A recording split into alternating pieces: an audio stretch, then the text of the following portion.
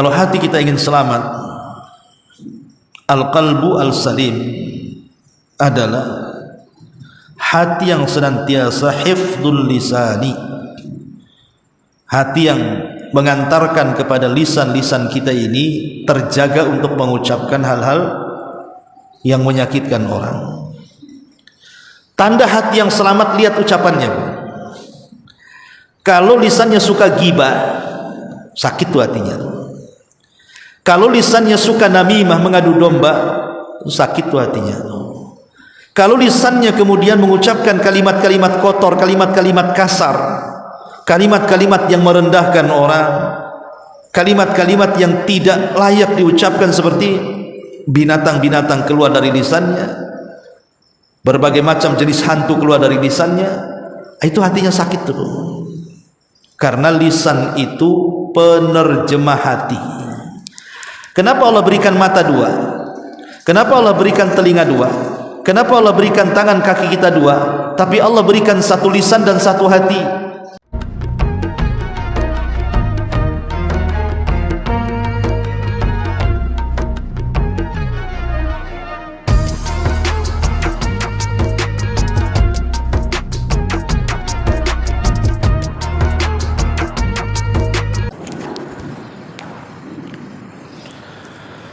Kita mulai. Bismillahirrahmanirrahim. Assalamualaikum warahmatullahi wabarakatuh.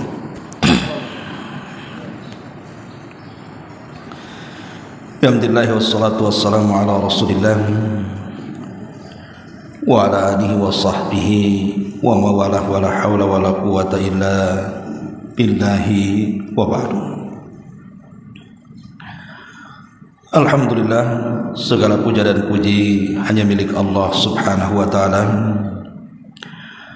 Salawat dan juga salam kita hadiahkan kepada Rasul kita Nabi besar Muhammad sallallahu alaihi wa ala alihi wasallam.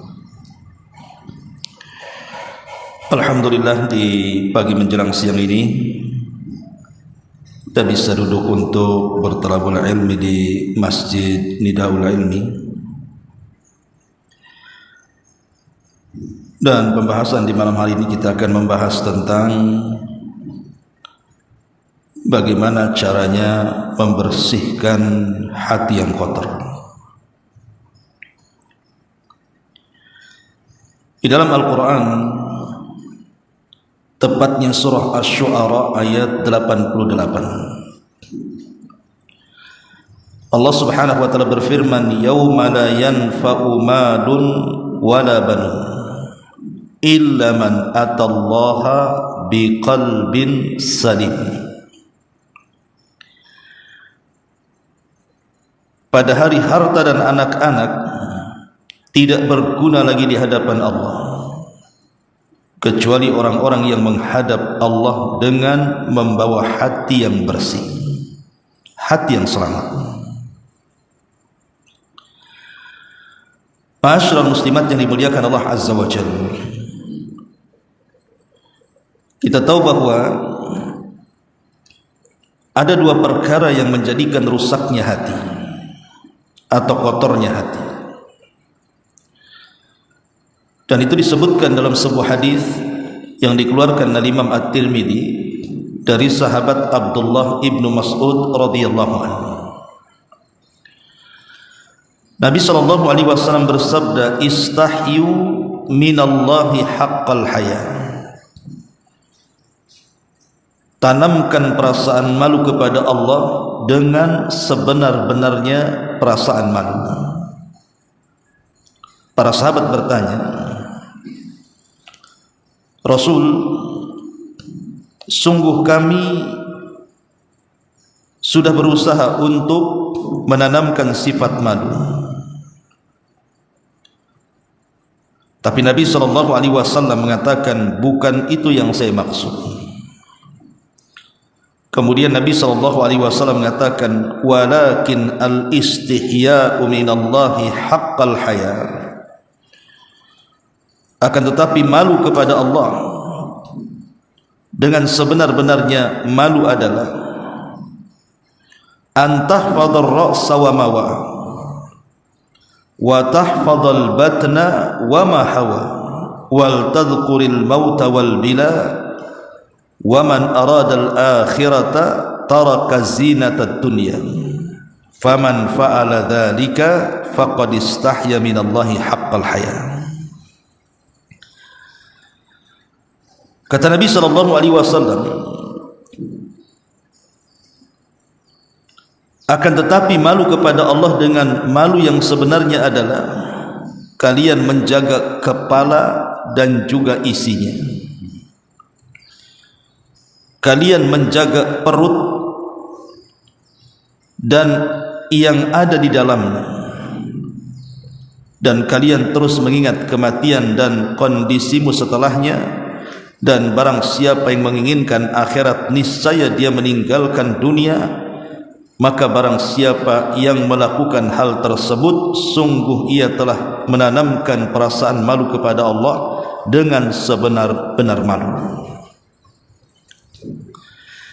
Di dalam hadis ini Nabi SAW menyebutkan dua perkara: antahfadhar ra'sa wa ma wa'a wa tahfadhal batna wa ma hawa. Engkau menjaga kepala dan isinya.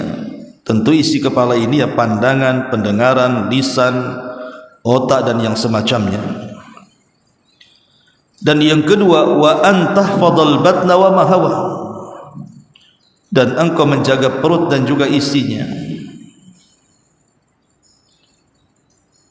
Yang dimaksud dua perkara ini isyarat kepada, pertama bicara tentang syubhat, dan yang kedua bicara tentang syahwat.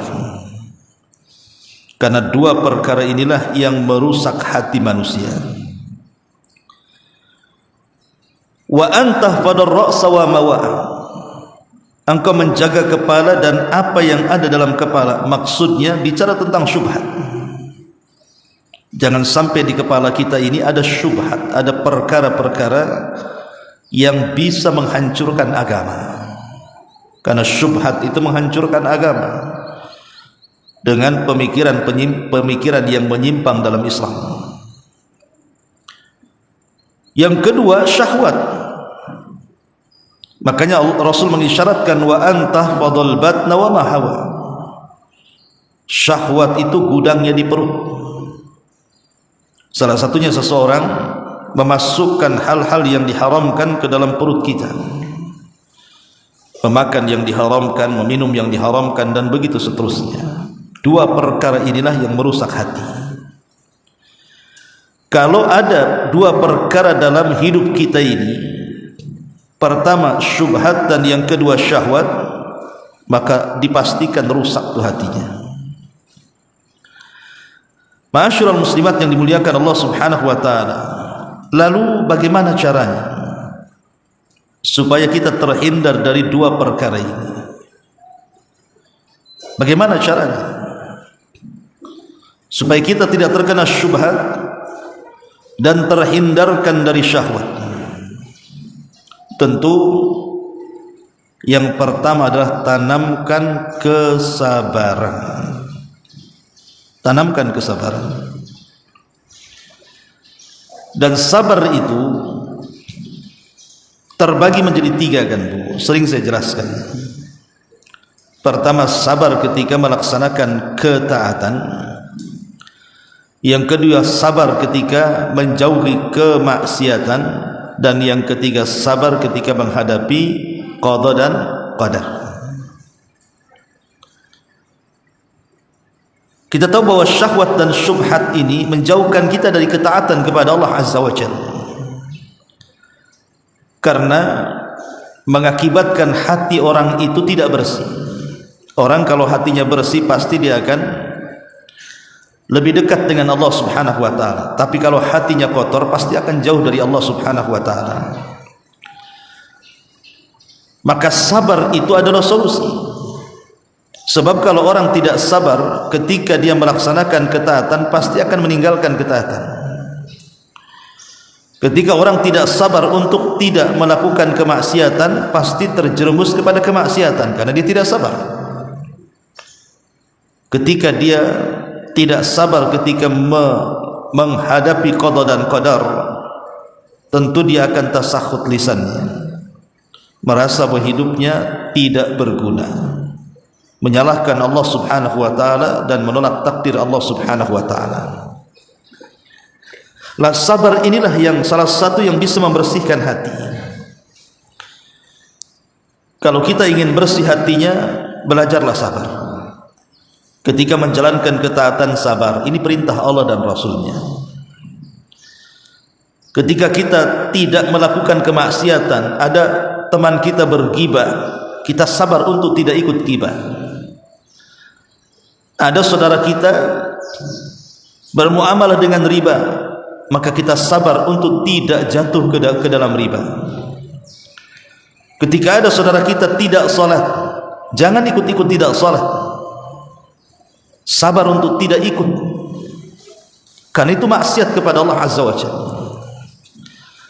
Maka kalau orang bisa sabar ketika meninggalkan kemaksiatan kepada Allah Azza wa Jalla, maka dia tidak mungkin melakukan maksiat. Termasuk juga sabar ketika menghadapi qada dan qadar, maka dia akan menyerahkan sepenuhnya kepada Allah. Inna lillahi wa inna ilaihi raji'un. Kalau kita bisa sabar dalam 3 perkara ini, maka insyaallah hati kita akan bersih. Bersih dari syubhat dan bersih dari syahwat. Kemudian yang kedua, salat. Kalau ingin bersih hatinya, salat. Salat itu yang bisa membersihkan hati. Karena Allah Subhanahu wa taala mengatakan, innas salata tanha 'anil fahsya'i wal munkar. Salat itu mencegah perbuatan keji dan perbuatan mungkar. Karena yang mengotori hati itu kan perbuatan keji, yang mengotori hati itu perbuatan mungkar. Maka dengan salat kita bisa mencegah 2 perbuatan itu. Inna salata, sesungguhnya salat, tanha 'anil fahsya'i wal munkar, bisa mencegah perbuatan keji dan kemungkaran. Artinya fahsya, kekejian itu dosa yang tidak terang-terangan, mungkar itu dosa yang terang-terangan. Dengan salat kita bisa cegat dua-duanya.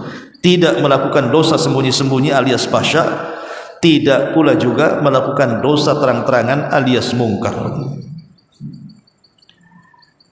Makanya kenapa Allah Subhanahu wa taala mengatakan wasta'inu bis-sabri was-salat. Mintalah pertolongan kepada Allah Subhanahu wa taala dengan sabar dan dengan salat. Karena 2 perkara ini bisa membersihkan hati kita.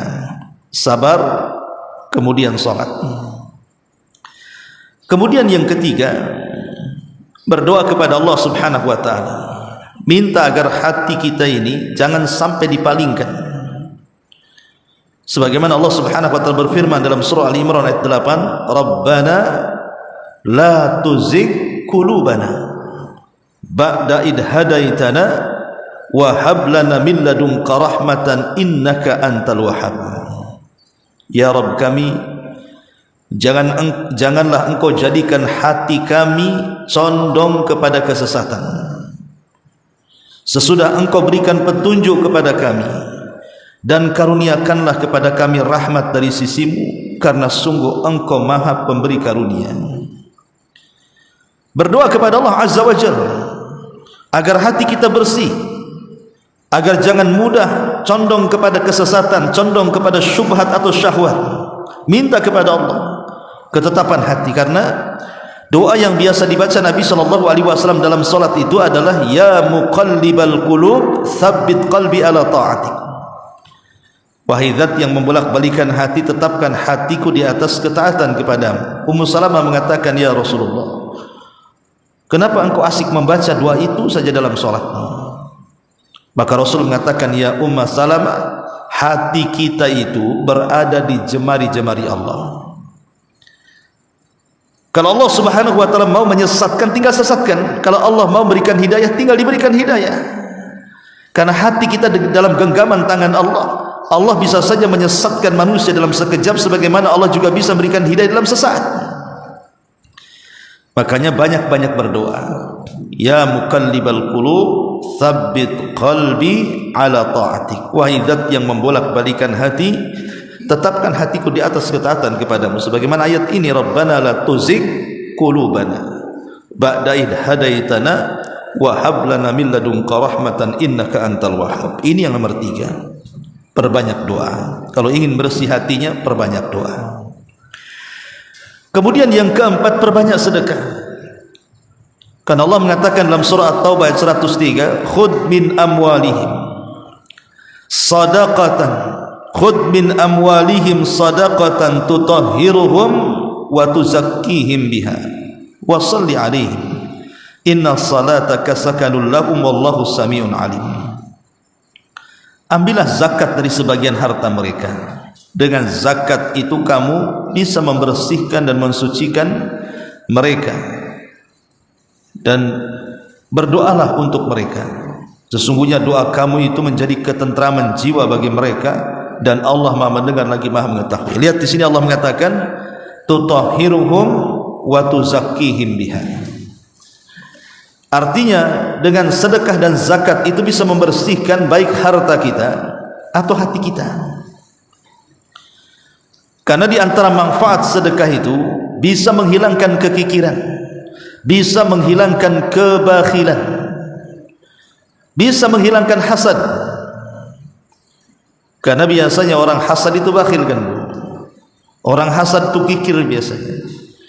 Orang kalau suka sedekah, secara tidak langsung dia menghilangkan penyakit-penyakit dalam hatinya, hasadnya, dengkinya, dendamnya, dan begitu seterusnya.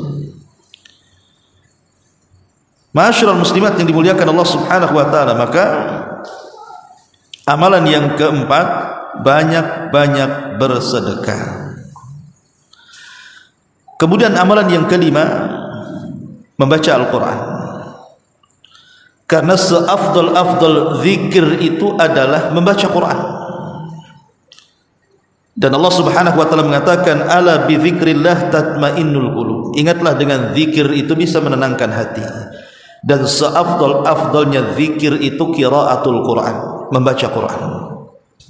Ibu kalau lagi sedih, lagi stres, baca Quran. Karena itu bisa menenangkan, bisa melapangkan dada. Dan yang terakhir adalah ilmu. Yang bisa membersihkan hati itu ilmu. Seperti ibu sekarang ini belajar, duduk di majelis ilmu. Karena ilmu itulah yang bisa membersihkan hati. Dengan ilmu tahu bagaimana cara membersihkan hatinya. Dengan ilmu tahu inilah tanda-tanda hati yang kotor. Dengan ilmu tahu inilah cara membersihkannya. Dengan ilmu tahu orang bisa membersihkannya. Ma'asyiral muslimat yang dimuliakan Allah Azza wa Jalla, kalau kita bisa mengumpulkan dalam satu waktu 6 perkara ini, Bu. Pertama, kita berusaha untuk sabar. Yang kedua, perbanyak salat. Yang ketiga, perbanyak doa. Yang keempat, perbanyak sedekah. Yang kelima, perbanyak baca Quran. Yang keenam, perbanyak menuntut ilmu. Kalau 6 perkara ini kita rutinkan, Bu, setiap hari, insyaallah hati kita akan bersih. Insyaallah hati kita akan bersih. Ma'asyiral muslimat yang dimuliakan Allah Azza wa Jalla, lalu hati yang dianggap bersih itu seperti apa sebenarnya? Hati yang dianggap bersih itu seperti apa? Bisa enggak kita nilai orang itu bersih hatinya? Atau menilai orang itu kotor hatinya? Para ulama mengatakan tanda bersih hati itu ada 5. Tanda bersih hati itu ada 5 perkara. Pertama, hati yang bersih dari kesyirikan. Hati yang bersih dari kesyirikan. Karena syirik itu mengotori hati. Maka orang yang berusaha untuk membersihkan kesyirikan dalam hatinya, di mana dia tidak menggantungkan kecuali kepada Allah, dia tidak tawakal kecuali kepada Allah, dia tidak takut kecuali kepada Allah, dia tidak mengharap kecuali kepada harapan Allah, dia tidak cinta kecuali kepada Allah Subhanahu wa taala, dan seluruh amalan hati. Maka kalau dia bisa mentauhidkan Allah dalam hatinya dan menghindarkan dari segala jenis kesyirikan baik besar atau kecilnya, maka hati kita ini dianggap bersih. Makanya kenapa Abu Bakar Siddiq radhiyallahu anhu diajarkan sebuah doa yang dibaca selepas salat wajib, digunakan dalam zikir. Allahumma inni a'udzubika an usyrika bika wa ana a'lam wa a'udzubika bima la a'lam. Ya Allah, aku berlindung kepadamu dari kesyirikan yang ku ketahui dan dari kesyirikan yang tidak aku ketahui. Maka kalau ingin bersih hati, jauhkan hati kita dari kesyirikan. Jangan menambatkan sesuatu kepada selain Allah. Yang kedua, hati yang bersih itu hati yang bersih dari kekufuran, baik kufur yang tampak ataupun kufur yang tidak tampak, termasuk dalamnya juga kemunafikan. Kufur yang tampak umpamanya lisannya mengucapkan kalimat-kalimat yang tidak sadar dia keluar dari Islam, atau perbuatannya dia melakukan perkara-perkara yang tidak sadar dengan perbuatannya dia keluar dari Islam, seperti menginjak mushaf, melempar mushaf, menghinakan mushaf, atau lisannya menghina Allah, menghina Rasul, menghina ayat-ayat dan begitu seterusnya. Ini kufur. Maka kalau ingin bersih hati, jauhi dari kekufuran. Kemudian yang nomor 3, kalau ingin bersih hati, jauhi dari perkara baru dalam agama alias bid'ah. Jangan lakukan perkara-perkara yang tidak dicontohkan oleh Nabi, karena itu bisa mengotori hati. Kemudian yang keempat, jauhi perkara-perkara yang merupakan dosa dari dosa-dosa besar, seperti zina, dosa besar, riba, dosa besar, dosa besar, dusta, zalim, mengambil hak orang lain, memakan harta anak yatim, curang dalam dagangan, dan begitu seterusnya. Hindari perkara-perkara ini. Jadi ciri-ciri bersihnya hati itu kalau hati kita ini terbebas dari kabair az-dzunub, dosa-dosa besar. Dan yang terakhir, terbebas dari perkara syahwat dan syubhat tadi. Jadi kalau kita bersih dari 5 perkara ini, hati kita bersih dari kesyirikan, hati kita bersih dari kekufuran, hati kita bersih dari bid'ah, hati kita bersih dari dosa besar, dan hati kita bersih dari syahwat dan syubhat, berarti hati kita itu memang bersih. Itulah hati bersih. Kalau terhindar dari 5 perkara ini, maka dianggap bersih. Berarti kalau terkumpul 5 perkara atau 1 dari 5 perkara ini, berarti hati kita masih kotor. Ma'asyiral muslimat yang dimuliakan Allah Subhanahu wa ta'ala, karena kan hati manusia itu terbagi menjadi 3 kan, Bu. Ada yang disebut al-qalbu as-salim, hati yang selamat. Ada yang disebut dengan al-qalbul mayyit, hati yang mati. Dan yang ketiga, ada yang disebut dengan al-qalbul marid, hati yang sakit. Ya, karena manusia terbagi menjadi 3. Ada mukmin, ada kafir, ada munafik. Mukmin hatinya bersih, kafir hatinya mati, dan munafik hatinya sakit. Ma'asyiral muslimat yang dimuliakan Allah Subhanahu wa ta'ala, adapun hati yang selamat adalah hati yang selamat dari setiap syahwat yang menyelisihi perkara Allah, perintah Allah ataupun larangannya, dan bersih dari setiap syubhat yang bisa mengganggu ubudiyahnya dengan Allah Subhanahu wa ta'ala. Karena syahwat itu merusak akhlak dan syubhat itu merusak agama. Kalau kita selamat agama kita dan selamat akhlak kita, berarti hati ibu selamat tuh. Ibu selamat agamanya, selamat akhlaknya, selamatlah hati ibu. Tapi kalau tidak selamat agamanya, justru hatinya tidak ada kehidupan, tidak mengenal siapa Tuhannya, tidak pernah beribadah dengan Allah Subhanahu wa ta'ala, maka itu hati yang mati itu. Ataupun boleh jadi hati yang sakit, hatinya orang-orang munafik. Ma'asyiral muslimat yang dimuliakan Allah Subhanahu wa ta'ala, lalu apa sih ciri-cirinya hati itu dianggap selamat? Kalau tadi saya katakan hati yang bersih itu kalau bersih dari syirik, dari bersih dari kufur, bersih dari bid'ah, bersih dari dosa besar, dan bersih dari syubhat. Lalu bagaimana caranya? Dalam kehidupan kita ini kita berusaha untuk supaya membersihkan hati. Pertama, jauhi setiap sarana-sarana syahwat atau sarana-sarana syubhat yang mengotori hati.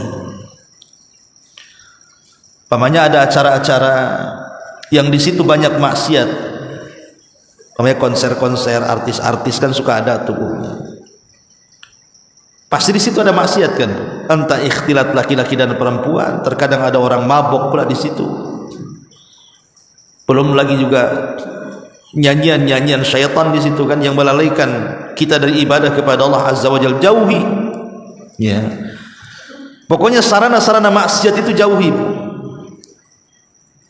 Pamannya ada tetangga nih, ada kumpul-kumpul, pasti nih gibah nih. Enggak usah duduk di situ. Kalau ibu sudah kumpul di rumah tetangga, kok ngomongnya itu kok bukan hanya ngalor ngidul ngetan ngulon tuh.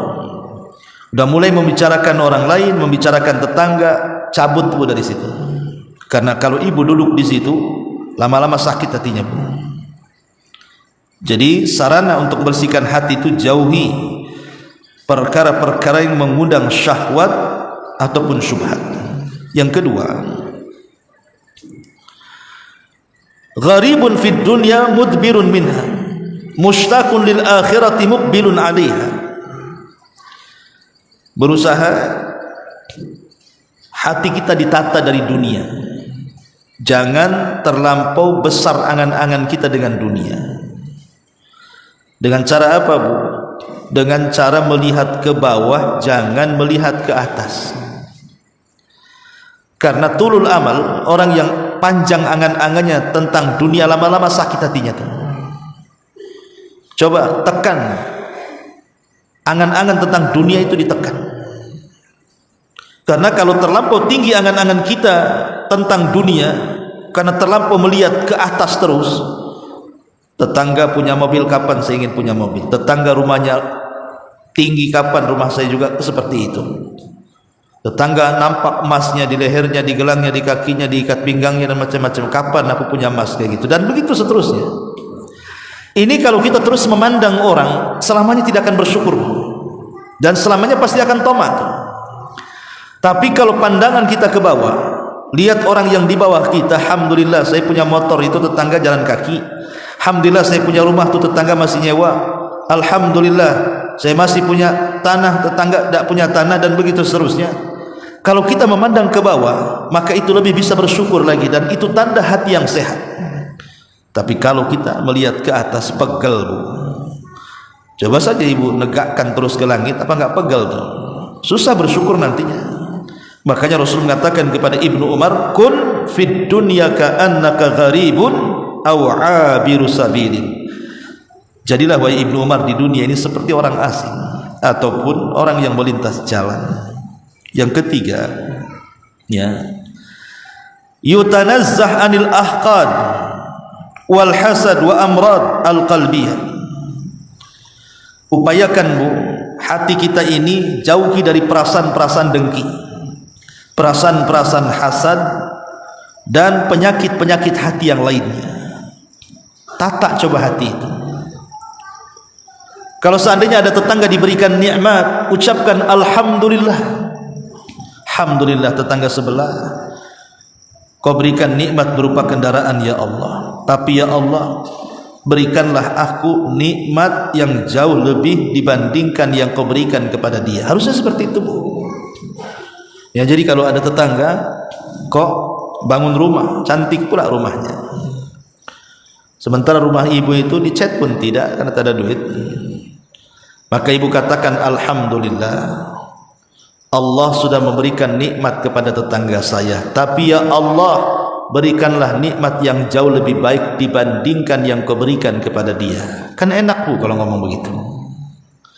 Tapi kalau ibu mengatakan ya Allah kenapalah Kau berikan tetangga rumah yang cantik, aku pula tak cantik, itu namanya menolak takdir Bu. Itu sakit hatinya tuh yang kayak gitu tuh. Mulailah kemudian suudzon. Apa sih kerja orang itu? Kok bisa dia buat rumah tuh? Jangan punya tuyul pula dia. Jangan-jangan dia begini, jangan-jangan begitu.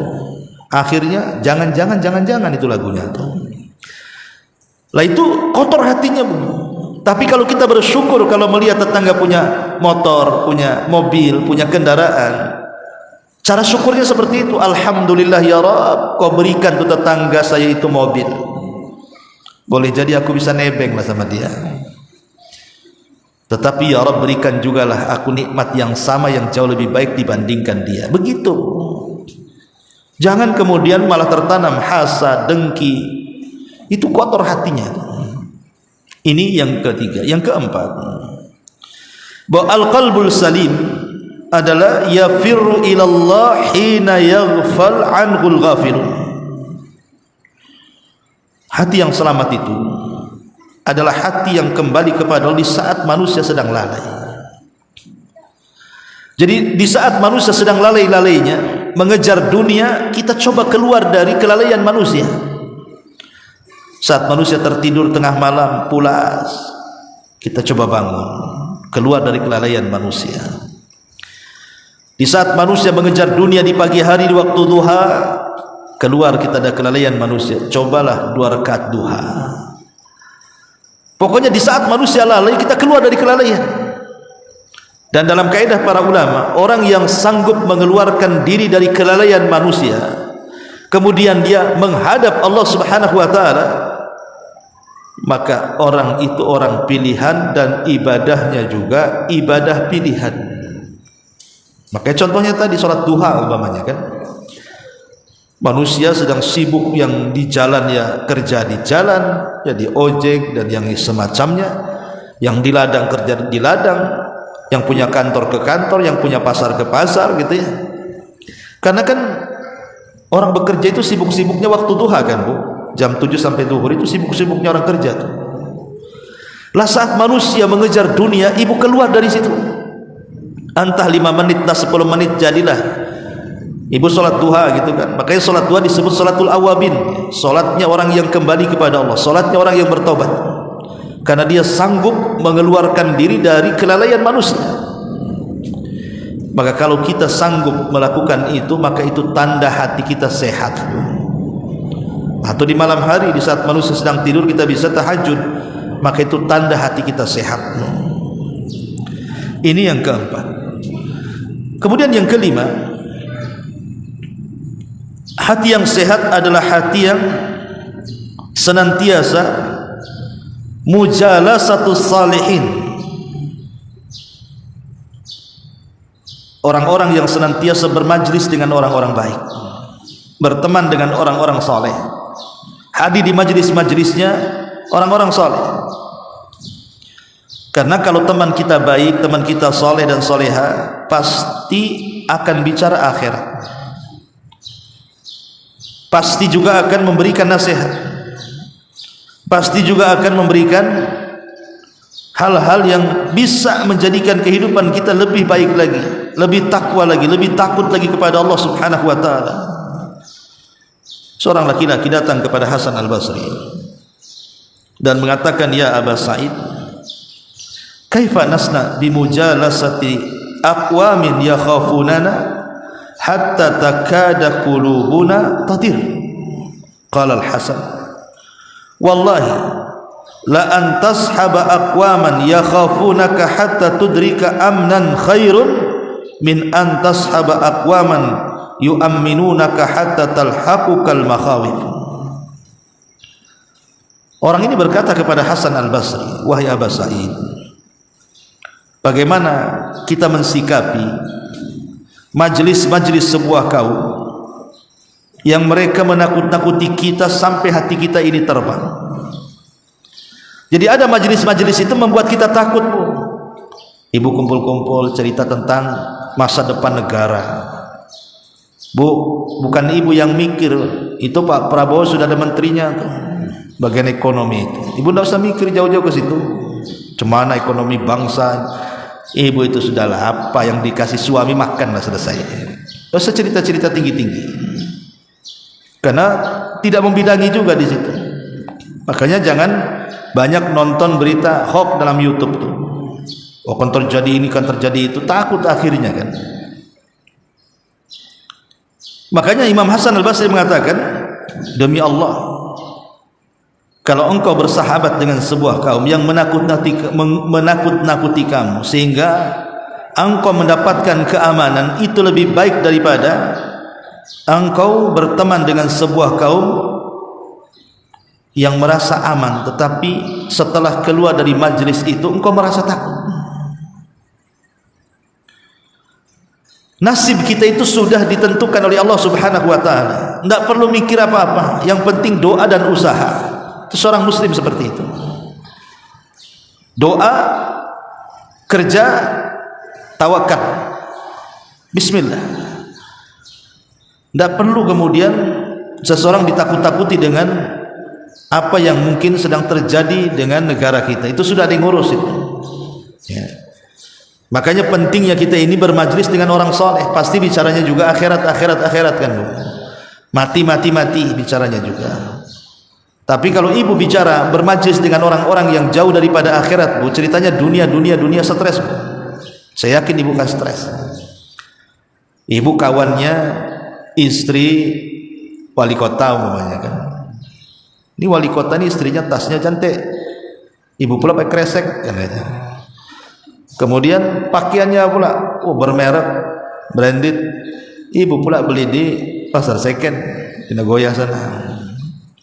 Lama-lama kan ibu nengok tuh, kapan saya punya tas kayak dia, kapan saya punya baju kayak dia, kapan saya punya kalung yang gede-gede kayak dia, kapan saya punya kendaraan kayak dia. Lama-lama sakit hatinya, Bu. Pasti sakit. Tapi coba kalau kita berkawan dengan orang soleha, walaupun dia istri pejabat, kalau dia soleha, pasti pembawaannya akan sederhana kan? Akan sederhana. Bahkan mungkin kita akan takjub, subhanallah, dia kaya kok bisa ya, dia sederhana saja hidupnya kok, padahal dia kaya tuh. Sendalnya saja sendal japit. Masyaallah muslimat yang dimuliakan Allah Subhanahu wa taala, maka kalau ingin hati kita selamat, bermajlislah dengan majlis orang-orang saleh. Yang keenam, ya. Kalau hati kita ingin selamat, al-qalbu al-salim adalah hati yang senantiasa hifdzul lisani. Hati yang mengantarkan kepada lisan-lisan kita ini terjaga untuk mengucapkan hal-hal yang menyakitkan orang. Tanda hati yang selamat, lihat ucapannya, Bu. Kalau lisannya suka ghibah, sakit tuh hatinya. Kalau lisannya suka namimah, mengadu domba, sakit tuh hatinya. Kalau lisannya kemudian mengucapkan kalimat-kalimat kotor, kalimat-kalimat kasar, kalimat-kalimat yang merendahkan orang, kalimat-kalimat yang tidak layak diucapkan, seperti binatang-binatang keluar dari lisannya, berbagai macam jenis hantu keluar dari lisannya, itu hatinya sakit tuh. Karena lisan itu penerjemah hati. Kenapa Allah berikan mata dua? Kenapa Allah berikan telinga dua? Kenapa Allah berikan tangan kaki kita dua? Tapi Allah berikan satu lisan dan satu hati. Karena lisan itu penerjemah hati. Kalau lisan manusia ada dua, nanti lain pula terjemahannya. Ketika lisan kita satu, hati kita satu, ya memang lisan itu penerjemah hati. Berarti kita tahu bahwa hati si fulan kotor, hati si fulan bersih, itu lihat dari lisannya. Ini kalau lisannya santun, suka baca Quran, suka berzikir, kalau ngomong diatur, tidak suka menyakiti orang, tidak suka ghibah, tidak suka namimah, tidak suka merendahkan, dan begitu seterusnya, itu tanda hati selamat, bersih hatinya. Makanya hati yang selamat adalah hati yang lisannya senantiasa dijaga. Masyaallah muslimat yang dimuliakan Allah Subhanahu wa taala. Dari sini pentingnya kita ini berusaha untuk menjaga hati. Karena kalau hati bersih, hati selamat, pasti akan lapang. Kelapangan hati itulah kunci daripada kebahagiaan. Orang kalau lapang dadanya, saya yakin hidupnya bahagia. Orang kalau sempit hatinya, dipastikan sengsara hidupnya. Ibu kalau di rumah lagi lapang-lapangnya di dadanya, Mau ibu tinggal di kos-kosan, mau makan ala kadarnya, pakai 3 T, tempe tahu apa tuh tehnya, pete gitu ya. Pokoknya 3 T lah gitu ya, kan asin. Tapi kan lapang dadanya, Bu. Seneng ibu ini, saya yakin seneng, Bu. Namanya lapang dadanya. Tengok suami tak ganteng kayak suami tetangga pun kalau lapang dada senang kan, Bu. Walaupun penghasilan nggak seberapa, asal lapang dada ya, Bu. Tapi kalau sempit dada, Bu, walaupun ibu istri pejabat sekalipun, rumahnya megah, kendaraannya mewah, suaminya gajinya besar, wah, dan begitu seterusnya. Tapi kalau sempit dadanya, Bu, tengok suami kayak tengok setan. Rumah itu kayak pos kamling, mau keluar saja dari situ, nggak kerasan kayak api dalam sekam kan itu. Itu kalau sempit dada itu nggak akan kerasan. Karena memang bahagia itu dengan kelapangan. Dan lapang hati itu akibat daripada hati yang sehat, hati yang selamat dari sakit. Dari sinilah Imam Ibnul Qayyim mengatakan, "Man lam yadkhulil jannata fid dunya, lam yadkhulil jannata fil akhirah." Siapa yang tidak masuk surga di dunia, maka dia tidak akan pernah masuk surga di akhirat. Ketika ditanya apa surga dunia wahai Imam, dia mengatakan itminanul qalbi. Surga dunia adalah kelapangan hati. Itulah surga dunia. Karena orang lapang, mikir pun tenang, ibadah pun nyaman, zikir pun senang. Apapun masalahnya bisa teruraikan. Itu kalau lapang dada. Kalau sempit dada, jangankan lagi ibadah, tidur pun tak bisa. Ya. Makanya ini kenapa kemudian pentingnya kita menata hati itu. Karena kebahagiaan ada di situ. Alam nasra laka sadra. Bukankah kami telah lapangkan dada? Karena lapang dada ini positif dalam kehidupan kita. Mudah untuk berpikir, mudah untuk keluar dari kesulitan, keluar dari kebingungan, bahkan terkadang Allah berikan inspirasi untuk mendapatkan rizki yang datang dari arah yang tidak disangka-sangka. Inilah diantara ciri-ciri hati yang bersih. Wallahu a'lam, Bu. Ini saja yang bisa sampaikan. Sebelum saya tutup, silahkan kalau ada yang mau bertanya. Ada pertanyaan di YouTube. Taib.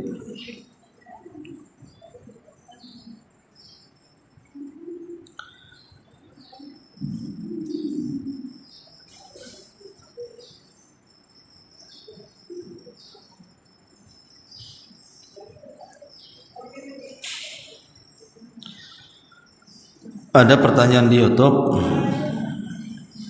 Ada seorang anak berdosakah tidak merespon omongan orang tuanya kalau curhat masalah tetangga? Maaf, maksudnya ngomongin tetangga. Iya, baguslah, jangan direspon. Karena gibah kan ini kan. Ini orang tua lagi ngomongin tetangga. Artinya kan orang tua sedang gibah tuh sama tetangganya. Karena orang tua tidak ada lawan gibahnya, anaknya pula dijadikan lawan gibah dia. Maka anak yang soleh dan solehah, kalau bisa nasihati ibunya, jangan ngomongin tetangga. Karena gibah itu dosa besar, bukan dosa kecil. Dosa gibah itu sama dengan zina. Dosa gibah itu sama dengan membunuh. Namanya dosa besar, sama aja dosanya. Maka tidak berdosalah anak, justru harus seperti itu namanya bagian daripada ingkar kemungkaran, tidak merespon gibahnya orang tua kepada tetangga. Dan lebih baik lagi bisa menasihati. Kalau memang bisa menasihati, nasihati. Kalau tidak bisa, karena kalau nasihati biasanya orang tua kalau tidak berakal dia marah-marah tuh.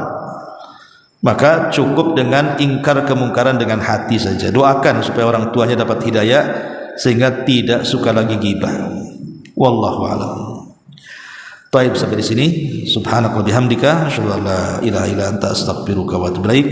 Allahu taala alam. Assalamualaikum warahmatullahi wabarakatuh.